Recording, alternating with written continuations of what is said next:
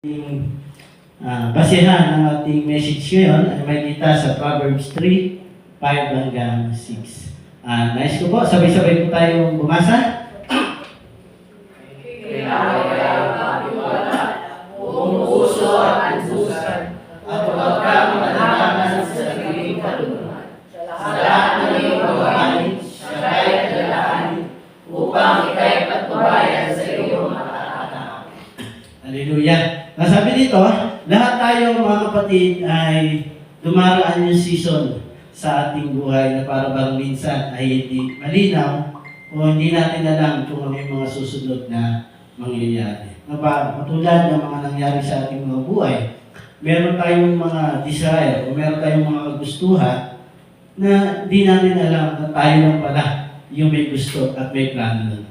Kaya pero ang tunay na kulang pala ay hindi natin alam kung ano ba yung direction na gustong ibigay sa atin o sabihin sa atin ng ating mangyari.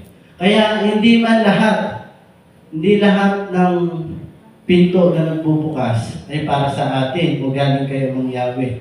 Merong mga sinasadyang pinto na sarahan niya mangyari para tayo patuloy na maging malakas, maging matatag, maging matapang sa ating buhay.